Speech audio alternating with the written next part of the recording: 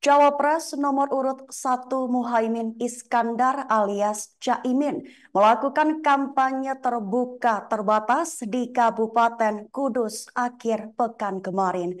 Caimin bertemu dengan 1.000 pelaku UMKM di sebuah gedung serbaguna Desa Kandang Mas, Kecamatan Dawe, Kabupaten Kudus. Bagaimana dan apa saja kegiatan yang dilakukan Caimin dalam pertemuan tersebut? Kita sudah tersambung dengan rekan wartawan Tribun Muria, Saiful Maksum. Silahkan untuk laporan lengkapnya. Ya, terima kasih. Ya sih, sahabat Tribuners dimanapun berada, diinformasikan bahwa cawapres nomor urut 1, yaitu Muhaimin Iskandar ataupun biasa kita kenal dengan sebutan Caimin, pada akhir pekan lalu, tepatnya pada Sabtu kemarin, melakukan kunjungan di sejumlah wilayah di wilayah Jawa Tengah, di antaranya yaitu di wilayah Kabupaten Kudus. Nah, di Kabupaten Kudus sendiri, Cak Imin menargetkan pertemuan ataupun bertemu dengan kurang lebih 1.000 pelaku UMKM yang tersebar di 9 kecamatan.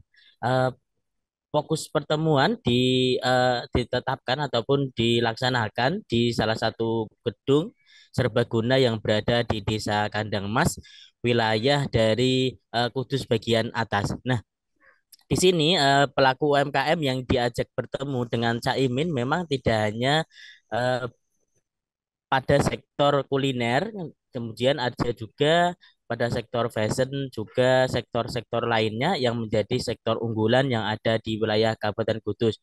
1.000 dari 15.000 pelaku UMKM yang ada di Kudus ini mencurahkan keluh kesahnya kepada Caimin selaku cawapres nomor urut 1 yang akan menghadapi ataupun mengikuti kontestasi pemilu 2024 mendatang.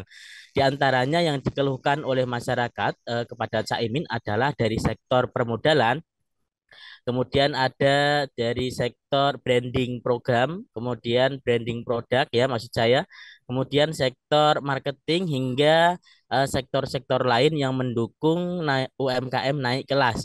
Di antaranya dari sektor permodalan ini, Caimin mendengarkan aduan ataupun keluh kesah bahwa tidak semua pelaku UMKM yang ada di wilayah Kabupaten Kudus bisa mendapatkan permodalan dengan cara yang mudah. Tentunya ini menjadi perhatian Caimin karena memang salah satu program prioritas yang digaungkan oleh cawapres nomor urut 1 ini memang menyasar salah satunya adalah sektor UMKM. Nah, dari beberapa keluh kesah yang diterima oleh Caimin dari warga ataupun pelaku UMKM yang ada di wilayah Kabupaten Kudus ini, Caimin berjanji bahwa nantinya salah satu program yang akan dia ingat, yang akan dia laksanakan ketika terpilih menjadi cawapres, terpilih menjadi wakil presiden pada kontestasi Pilpres 2024 nanti, yaitu bagaimana cara pemerintah untuk bisa mendongkrak ataupun menaikkan pelaku UMKM, baik dari UMKM sektor yang ada di wilayah kota maupun ke daerah-daerah. Selain itu, Caimin juga menegaskan kepada pelaku UMKM, tidak hanya di Kabupaten Kudus saja, juga pelaku UMKM di wilayah Indonesia, bahwa nantinya ada sekitar 5% dari total APBN ataupun sekitar 120 triliun yang akan digelontorkan menjadi program Anies Baswedan dan juga Caimin untuk mendukung sektor UMKM untuk bisa menjadi ujung tombak perindustrian, ujung tombak perekonomian lebih bangkit lagi.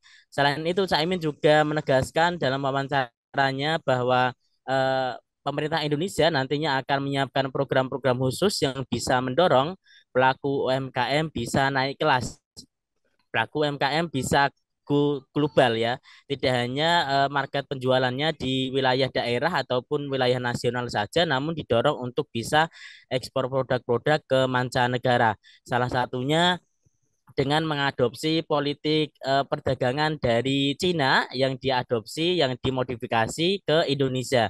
Selain itu, yang terakhir Caimin juga menegaskan bahwa nantinya dia akan berusaha mengupayakan program yang bisa menurunkan suku bunga KUR agar nantinya masyarakat ataupun pelaku UMKM di Indonesia bisa menikmati permodalan yang lebih enak, yang lebih murah, yang bisa didapatkan semua kalangan.